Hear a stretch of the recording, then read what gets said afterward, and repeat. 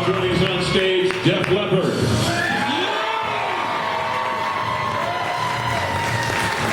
Your Allen, Bill Collins, Joe Elliott, Rick Savage, Vivian Campbell.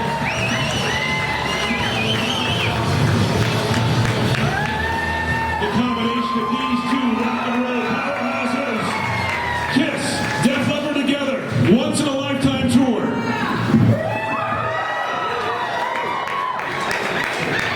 Looking good, Gene. Here we are, everyone. How about a hand for Kiss and Def Leppard? The Kiss Army, the Def Leppard fans are watching at livenation.com. We are streaming live all over the world. The first one to go to mic, of course, Mr. Paul Stanley of Kiss. I just want to say, this is our 40th anniversary tour. We couldn't feel more proud about going out there and doing the biggest show we've done. The Monster Tour that we did in Europe was arguably the best stage we've ever had. And we couldn't have a better band with us than Def Leppard over here. Not only that, but Phil decided to wear a shirt today. So it's a very special day. First question. And a jacket. It's the closest thing we've got to makeup, so you know. What brought you guys together for this the first time around here? Because you have never appeared on stage before together. We haven't, but you know, we've run into each other at festivals, and you know, it just seemed a natural fit. At some point, it really becomes important to go out there and give everybody bang for buck, give people something more than perhaps other bands are. We've had a history of going out there and trying to do the greatest show possible. Summer is a great time to go out, enjoy yourself. You can go out with your family, just go on a date. But in any case, you want a full night. And you're not going to hear more better songs than with the two of us. I want to just hang around and listen to these guys.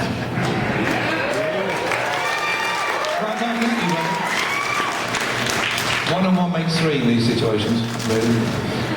My maths aren't great, but you see what I mean in rock and roll. That's two great bands going out together.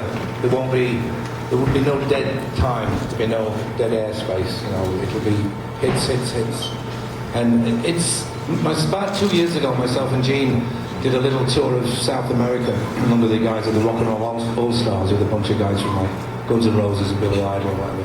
And other than trying to outdo each other with obscure British bands like the Idol Race and the Pink Fairies, who knew which band better, we discussed doing this as well, that one day Def Leppard and Kiss would actually tread the boards together, as it were, and it's finally happened, which is fantastic. Thank you, Gene, for that.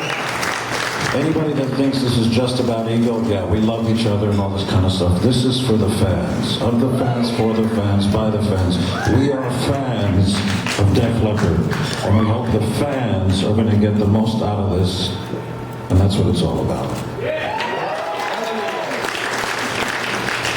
So it's by the fans, buy the tickets.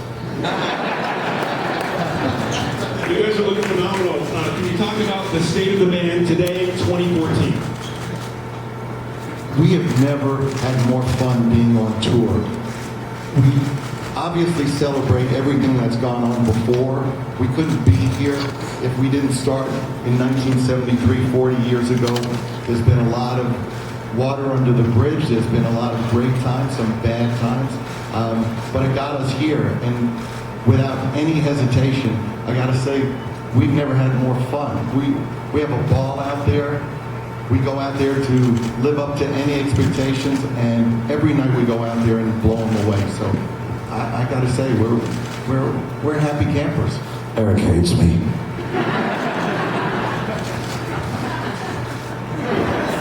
I didn't hear what you said. You're mumbling again. Eric hates me. Yes, I hate you very much. What about a question for Eric and for Tommy? You guys driving the band when you really had posters of them when you were kids. What's it like to be that fan who's in there? Right? Maybe? Sorry, Paul. Actually, I'm not that much younger. How old do you think these guys are? Sorry. Yeah, when I was in kindergarten, I loved kids. Now, you know, we've been, speaking for Eric and I, we've loved Kiss all of our lives. Kiss has been around for 40 years now, which we know, and but actually, I'm in my early 50s, so I'm getting up there. But anyway, I've been in the band about 12 years now. Eric's been in longer, and so we're a big part of this, and it's in our heart, and we bleed his blood, and Gene spits it. But very much our heart and soul's into this, and we love being in KISS. And like Paul said, when we do anything, when we're touring, when we're recording, we really love being together and doing it, and it's no BS. There's a good chemistry in this band, a great spirit, and we're looking forward to taking that out on the road this summer together with Def Leppard and having a gangbuster tour. Thank you. One of the things you two guys, you two bands, you two artists share in common, all of you started in clubs from the very beginning. These bands were not formed by a game show on TV. You actually were out there working to begin with from the very, very beginning, working very hard. Does that carry over today? Do you feel that when you walk out on stage, you still remember that, either to escape the clubs or for the energy? Actually, I won a competition in a club to play with Def Leppard. So, it was cool. We jammed in clubs actually before I was in the Came band. second. I know, really, but then I beat the other guy up, so we were good. I came third. No, it was great, and I think you get your chops together, you do all that stuff in clubs, and that's why we're still around now. We actually like each other as well, so that really makes a huge difference. Huge difference. There is absolutely no way, there's no substitute for working your way up. Bands today that are starting out, they don't have a clue. Most of these bands go from obscurity to selling, 1 million albums, 2 million albums. They couldn't entertain a phone booth, and that's why they don't sell tickets. You learn the craft by doing it. You start in the clubs, you work your way up to being third on a bill in an auditorium. Then you get to headlining there, then you work your way into arenas. By the time you're in arenas, you damn well know how to do it. People come to see us because they know they're going to get a great night. Matter of fact, I remember Phil was in a band that did shows with us. Absolutely. In the UK. He was in a band called Girl. And Like 1980 or 81 or something like that. yeah, and they kept saying, leave us alone. Stop bothering us. No, but, it just goes to show you there's no substitute. Both those bands know how to go out there and deliver the goods. And we're proud to be going out together because of that. Absolutely. It's worth stressing for the very first time ever. Def Leppard, KISS together. Bang for the buck.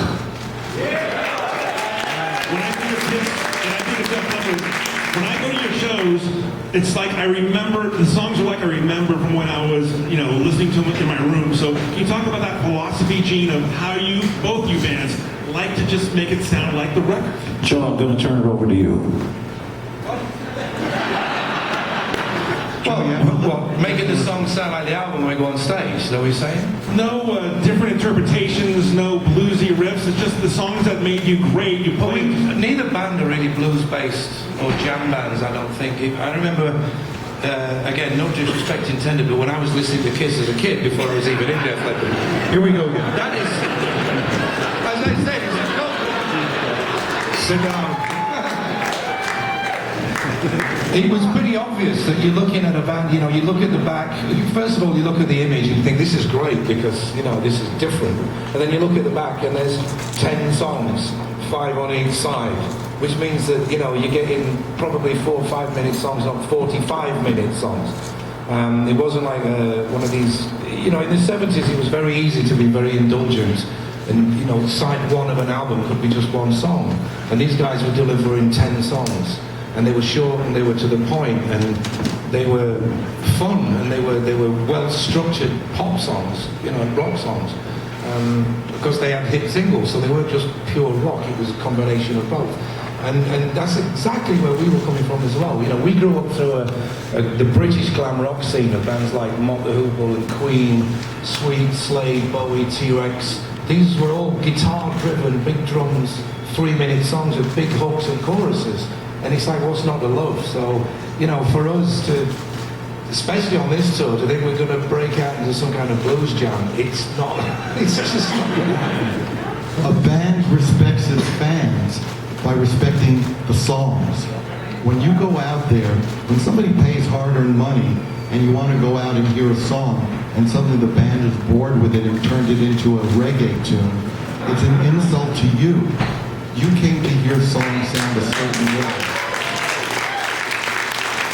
And we're damn well going to make sure that you know that song as soon as it starts. If it's boring for us, then either we're ungrateful to you or those songs suck to begin with.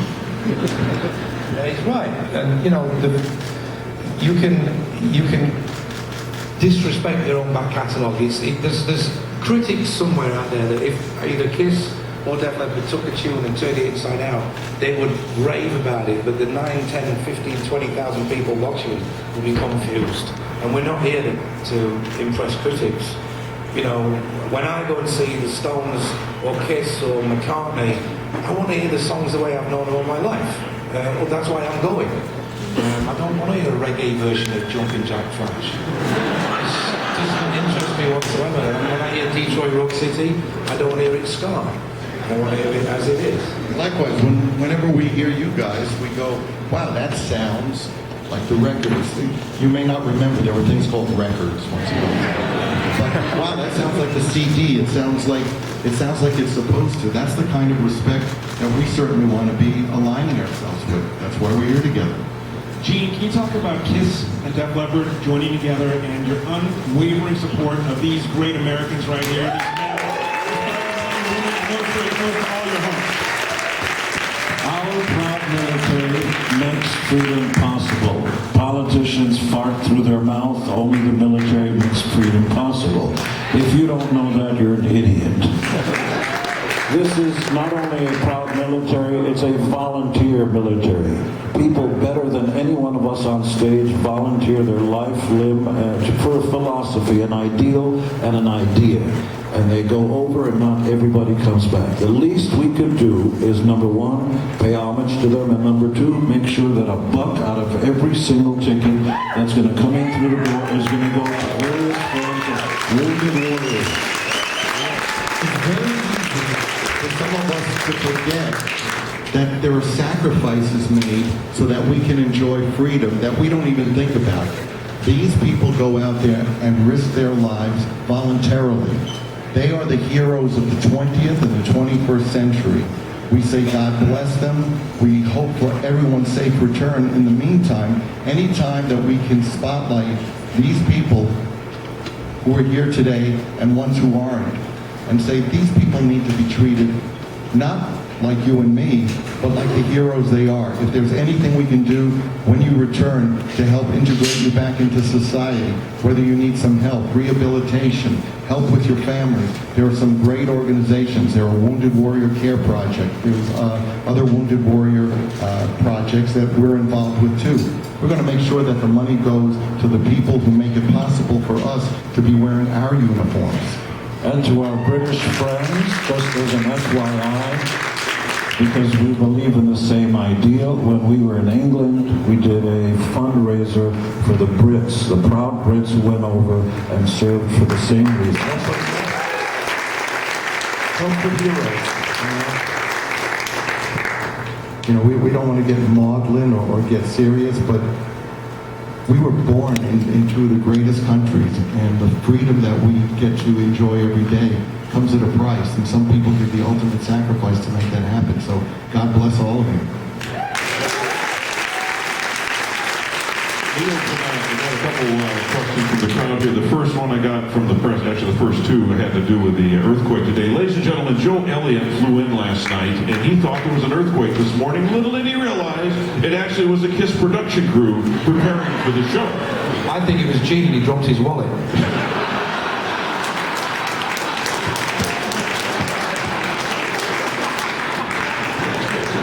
So we're wondering, KISS has been known for the biggest stage show there is. Are you dropping any hints on what's going to happen on this tour? We went out through Europe with what we call the monster stage. We have a spider that's part of the lighting system, comes down onto the stage. It interacts with the stage.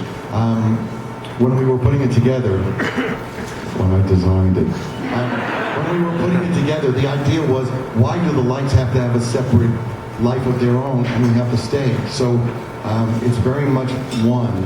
And to see this massive rig moving and interacting and us being able to go up in it or to go out, there's nothing subtle about it, but you don't need subtlety.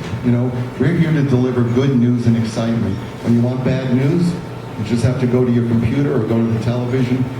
You can get away from it for one night.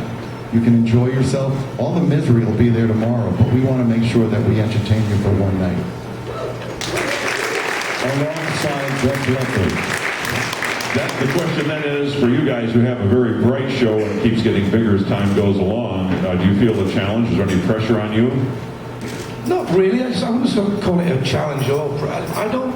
There's always an element of certain people think it's going to be competitive, and I just don't see it as competitive. It's two great bands that are going to be playing for the same amount of time. It's joint forces. I mean, that's what it is. I don't see it as competitive at all. Yeah. Total respect. I was going from to say, here have you ever seen... From this side of the stage to that side of the stage, total respect. Yeah, I think Paul touched on it earlier as well. The most important element of the concert is the audience. They're the ones, and it's all about them. And we can deliver great songs, so can Kiss. And that's the bottom line, and everybody will go home happy. They've got their 40th anniversary. We're 35, a little young. maybe 35 years into ours. We're just blessed that we can still do this. I mean, Paul mentioned early on about these, we went through the clubs and then, up to the arenas and stuff like that. And these new kids coming through, I don't really think you'll find many bands that are starting off in the last 2 or 3 years sat on this stage in 40 years' time discussing their 40th anniversary tour, because the infrastructure is so different. We're very blessed that we have an opportunity to take the songs that we've got and they've got and put them in front of one massive, hopefully, crowd, and they can celebrate the history of both bands at the same time. It's a fantastic opportunity. They actually might be on the stage, but they'll be asking who's got the bucket and the broom. Yeah. Isn't it normally, would you like fries with that? So, Yeah. But I think this all comes down to pride. Rivalry, who's going to be better. I think this is about going out and being your best.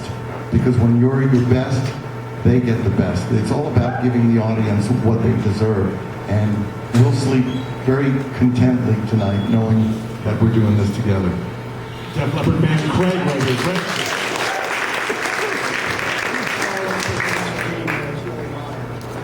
And I just have a statement specifically for Rick. My son, who's actually not here today because he's actually joining the military today.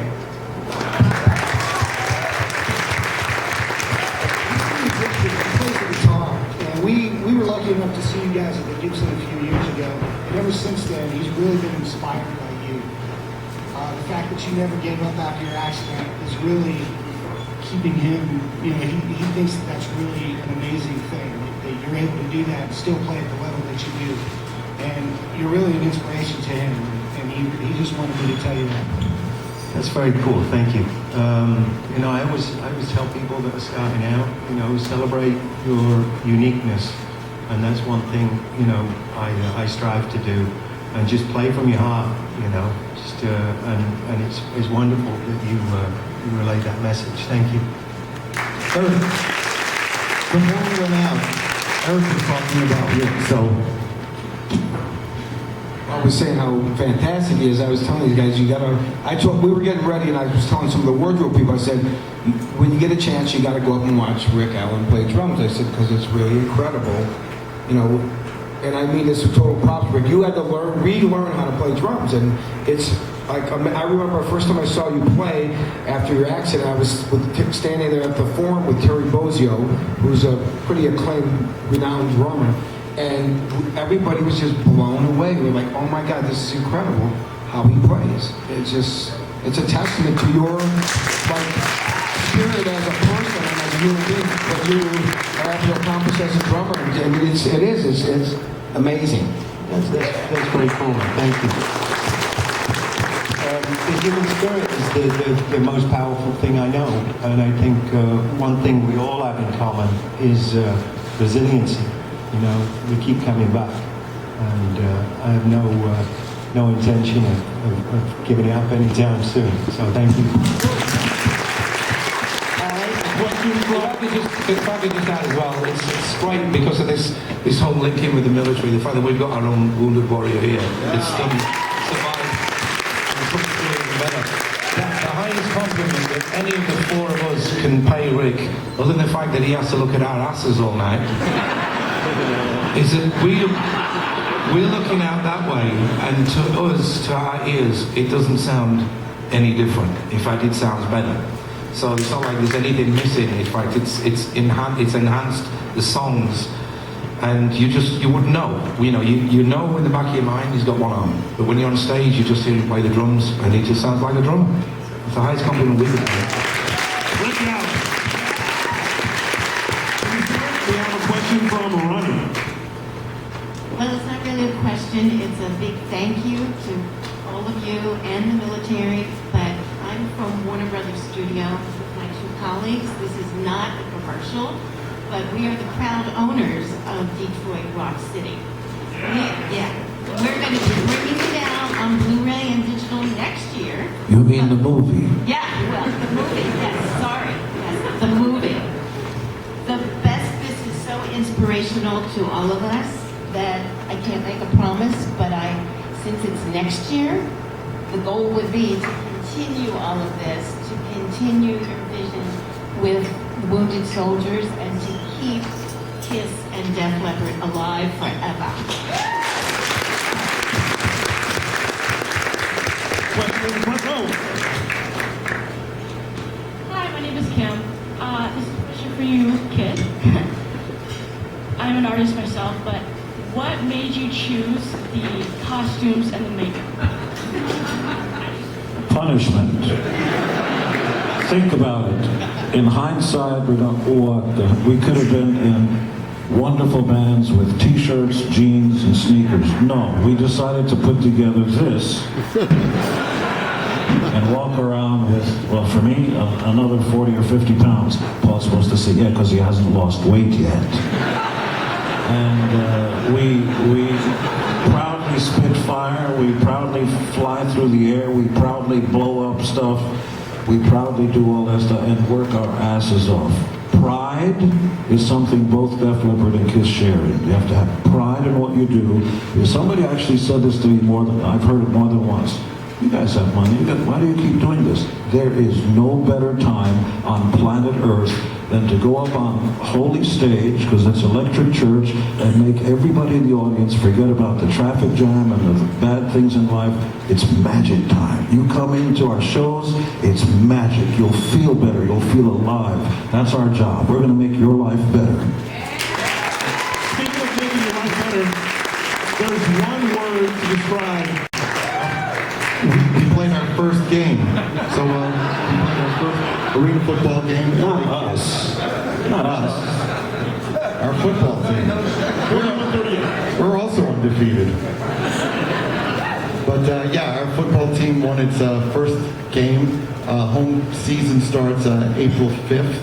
And you should really come to these games because the players are absolutely insane. The entertainment is insane. The dancers are insane. It really takes this all to another level. It's KISS, and when KISS puts their name on something, it's not going to be something that, it's not going to be a snooze. You're not going to have to sell your car, mortgage your house to get tickets. There's $99 season tickets available. But we're not here to talk about that. We're here to talk about the tour. Paul is right. Go to lakissfootball.com. But going back to the question about the outfits or uniforms. I remember going to concerts. I was lucky. I saw Humble Pie. I saw Jimi Hendrix. I saw Derek and the Dominoes. The Who, the Kinks. Every band. I was a huge Anglophile. Loved British bands. Thought that most of the American bands needed to start by taking a bath and then spending a little bit of time less with drugs and more playing their instruments. So we came up from that. Those are our roots. We never put this on to substitute for anything. We wanted to wear this proudly and take what we had seen other bands do a step further. If it was purely about the makeup, there would be tons of bands running around. The few that have done it, most are answers in Trivial Pursuit games at this point. So it's always been about the heart. You can paint a car anything you want, but without a great engine, it doesn't go anywhere. This is a great engine up here, and we are going to win every time we hit the stage. Paul, just so you know, if your team keeps winning, we've got a song called Undefeated. You can borrow it if you want. Free? No, you can play it in the stadium.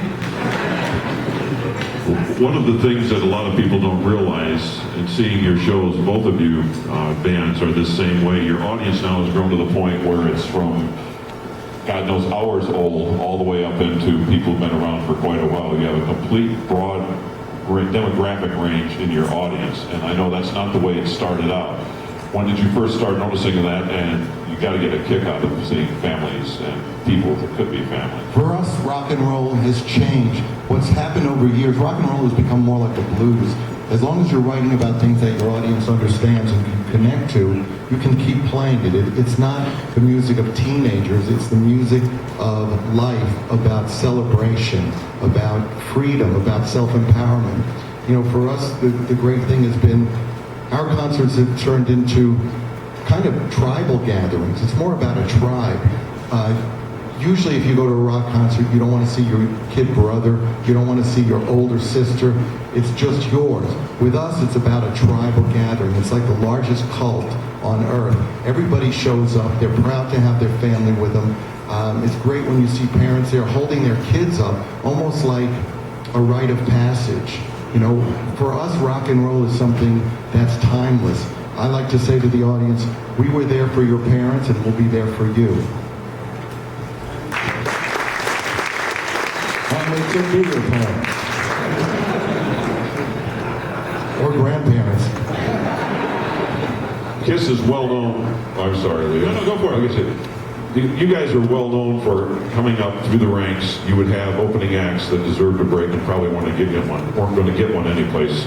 Rush, Judas Priest, Iron Maiden, Bon Jovi, AC/DC, Bob Seger, AC/DC, and the list goes on. This goes Motley on. Crue. And you treated them well. You didn't cut them off. Didn't give them 4.5 inches of stage. You gave them the lighting and all that.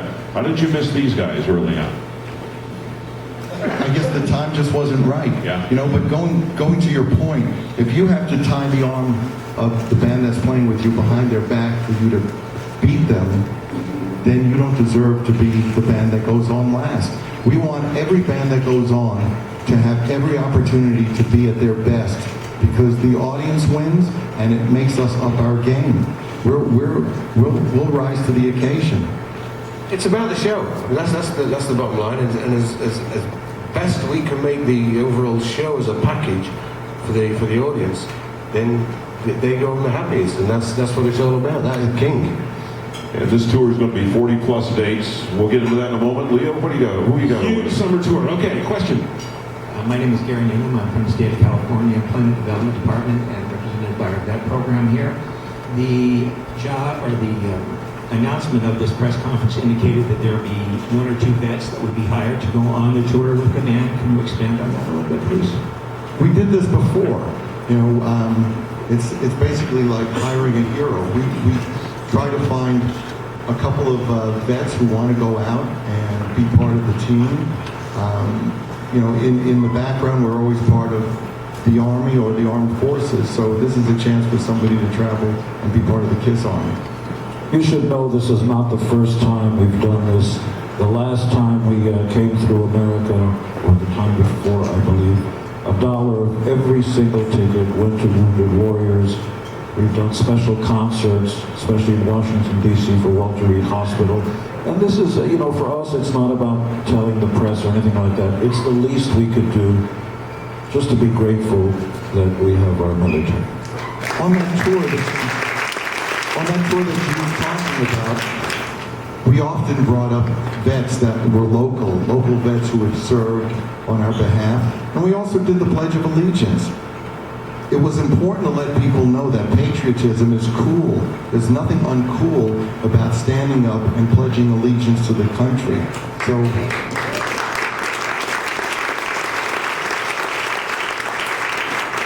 again, we don't want to hammer this point home, but the truth is, we're all here because of the military that makes it possible. Here, question or a statement for Def Leppard. Hi, my name is Karen. I'm with the Army Reserve, the backbone of the United States military. So she says. That's right. I want to thank you all. I grew up with you, and I also met my husband in 1987 in a bar when I was in ROTC, saying I was studying for exam, and my husband was an Army enlisted man coming out for Seneca Army Depot with Pour Some Sugar playing. We got married to that song. We've been married 21 years later. And I have put all of your music, it started on those cassettes that you carried around when you were jogging in the military, where we do it all the time, so I have all your music on there, and I just want to say how inspirational it is to have someone from your childhood come out and be here for us troops, and for all my friends who served overseas. Thank you so much. Thank you. You know, we can make the point here is, again, there's over 40 cities in the tour. Thus far, it starts the 23rd of June. Some of you know this, maybe not everybody, but Kiss was on, I believe, this stage just a couple of weeks ago on Valentine's. So the band, and it is a band because everybody's involved in the songwriting. Everybody's been performing with each other for many, many years now. It is an honest-to-God group. And Def Leppard has been hiding someplace in Ireland, I believe, writing music. Is that or was it just giving Vivian a chance to grow the hair back after the chemo? A bit of both, really. I think it had already grown back by the time we got well. there. But he'd like to go back to Belfast on weekends and visit his folks. But yeah, I've got a studio at home, and we all camped out in my place for the month of February, to write some new songs, which you will hear none of this summer. You know what's really interesting? We actually went over to Joe's to write 1 or 2 songs and maybe put something out like we got 11 songs on the go already, just in a month. So we're definitely going to have an album out, that'll be out next year. So we're really excited. We haven't done music together, new music, for a long time, and it was so thrilling and just so caught me back in it. But yeah, 11 songs on the go, they'll probably be there. We'll have 20 by the time we're done, so yeah, all good. Excellent. I don't know if anybody's aware of this, but the band Kiss is going to be inducted to the Rock and Roll Hall of Fame here. And I wonder, because of this exalted level they're going to be at, are the requirements of the contract, you must refer to them as Your Majesty? Come on. Yes. Well, I've been referring to Jesus, Your Majesty, for about 3 or 4 years. Stop it. Stop. On a different note, we're all really thrilled that Vivian's here and that he's doing great.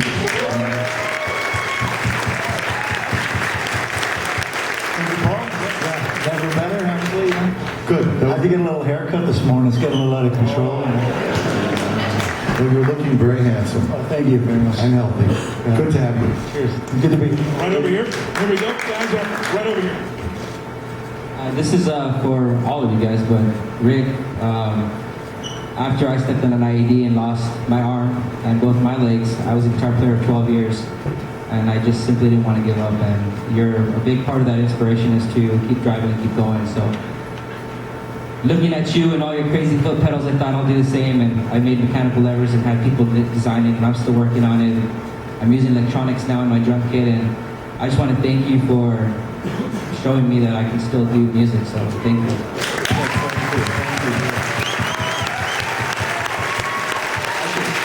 I could probably learn a thing or two from you. Thank you. All right. Question right here in the middle. How you doing? Michael Broderick, Marine veteran, and I want to know if there's going to be a sequel to Phantom of the Park. Semper Fi. Hopefully not. I'm still trying to figure out what it is about. A Twitter question at Live Nation. Here we go. Both bands. Some of the staples, some of the crowd pleasers, and your favorite songs to play in concert. Just a few.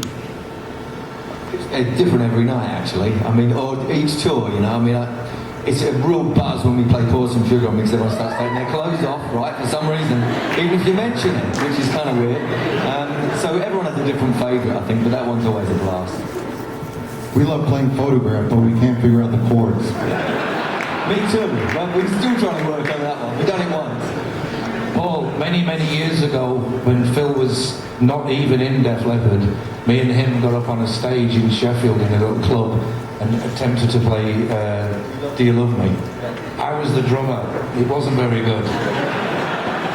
You guys didn't you do it in Girl? Absolutely. Yeah, we actually, the band I was in, Girl, we covered that. Great song. And another thing, I actually want to thank Paul and Gene. They accepted our American Music Award when we couldn't get it. It was in Holland recording, and these guys accepted on our behalf, which was very cool. We actually never thanked you for that, so thank you.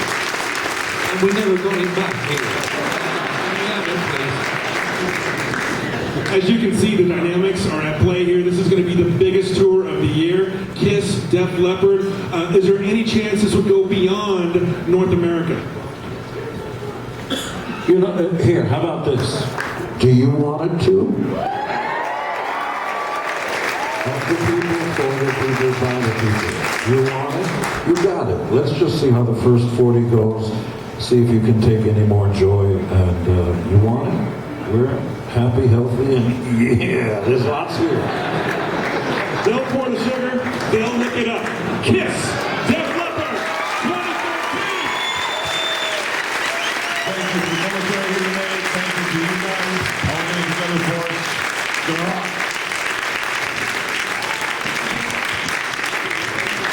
Could we get you to the front of the